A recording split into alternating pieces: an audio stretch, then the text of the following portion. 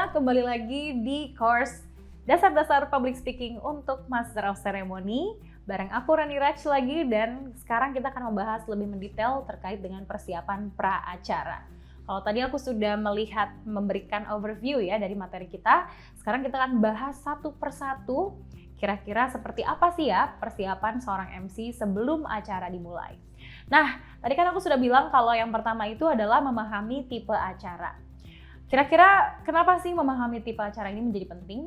Karena tentunya untuk menentukan bagaimana kita membawa mood dari acara tersebut, membawa tone acara tersebut, bagaimana situasi yang ingin kita bangun. Untuk itu kita harus paham ya cara membedakan acara-acara yang baik formal maupun informal ataupun semi formal.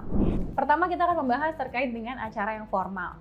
Acara formal ini biasanya ditandai dengan audiens atau tamu undangan yang isinya itu high level management. Misalnya direktur perusahaan, atau presiden direktur, komisaris, atau mungkin pejabat-pejabat negara ya, pejabat-pejabat institusi pemerintahan, misalnya menteri, atau presiden ya, atau wali kota dan lain sebagainya. Jadi umumnya ditandai dengan kehadiran high level management ini sebagai baik narasumber maupun audiens kita. Nah, karena biasanya dihadiri oleh high level management, maka biasanya diselenggarakan oleh institusi yang bersifat formal, baik pemerintah ataupun perusahaan yang memang sudah besar, yang ditandai dengan mereka sudah berbadan hukum. Jadi biasanya perusahaan-perusahaan besar ya, corporate besar, atau mungkin perusahaan pemerintah ya, BUMN dan lain sebagainya, itu umumnya mereka menyelenggarakan acara yang bersifat formal. Dan ini yang ketiga, cirinya juga ya, audiensnya biasanya sangat terbatas, tidak merupakan acara yang terbuka untuk umum dan mudah digolongkan biasanya karena tergantung dengan acaranya ya. Jadi misalkan acaranya terkait dengan peresmian gedung misalnya, peresmian gedung yang dilakukan oleh Bapak Presiden Republik Indonesia, biasanya yang hadir tentunya tamu-tamu undangan terkait, kita katakan misalnya Menteri Perhubungan atau Menteri PUPR gitu ya, itu bisa sangat mudah kita golongkan. Jadi mungkin digolongkan sebagai acara pemerintahan gitu ya.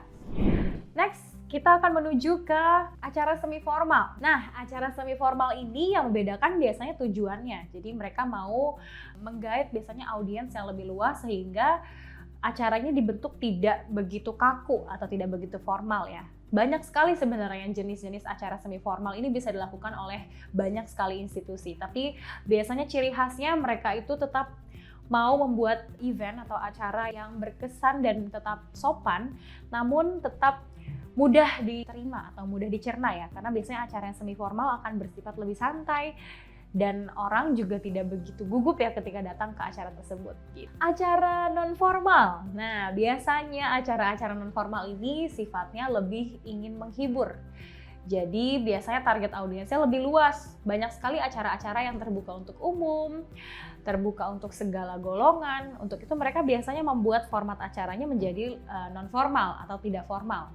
Sehingga tentunya dapat lebih diterima oleh semua golongan. Karena biasanya kalau acara yang terbuka untuk umum, kita tidak bisa mengidentifikasi kira-kira golongan apa yang datang pada saat itu gitu ya.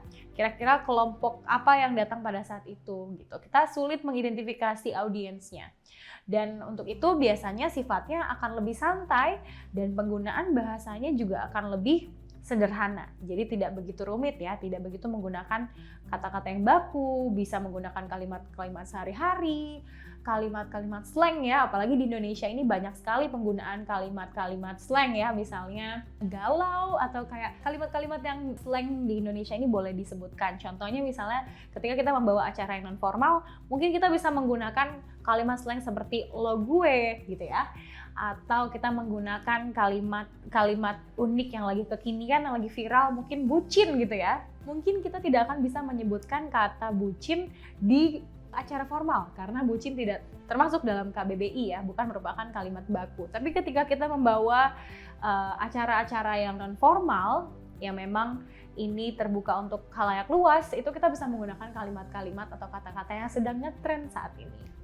Nah, kenapa sih mengidentifikasi format acara itu menjadi penting karena tentunya sangat mempengaruhi bagaimana kita membawakan acara dan juga tata bahasa yang kita gunakan. Tadi sudah aku bahas ya. Ini tentunya ketika kita sudah mengetahui bahwa acara kita tergolongkan sebagai acara yang formal, kita akan cenderung menggunakan kalimat yang baku dan juga formal, yang resmi ya. Dan ketika kita membawakan acara yang semi formal, kita tetap diharuskan untuk menggunakan kalimat yang baku, formal, resmi, namun dengan cara yang lebih santai. Dan ketika kita mengkategorikan acara tersebut sebagai non-formal, kita boleh menggunakan kata-kata atau kalimat-kalimat yang tidak baku, tidak formal, mungkin sedang kekinian, agar penonton merasa lebih relate lagi, akan merasa lebih terkait lagi ya dengan acara ini. Dan itu dia tadi untuk materi kita di video kali ini. Semoga tentunya akan mempermudah teman-teman dalam mengidentifikasi format acara ke depannya, sehingga bisa juga mempermudah teman-teman untuk menentukan kira-kira suasana yang mau dibangun seperti apa sih, tata bahasa yang mau digunakan seperti apa sih, dan tentunya akan semakin mempermudah teman-teman dalam mengengage audiens yang akan teman-teman hadapi. Terima kasih, dan untuk lebih lengkapnya lagi kita akan membahas tentunya materi-materi berikutnya di video selanjutnya. See you!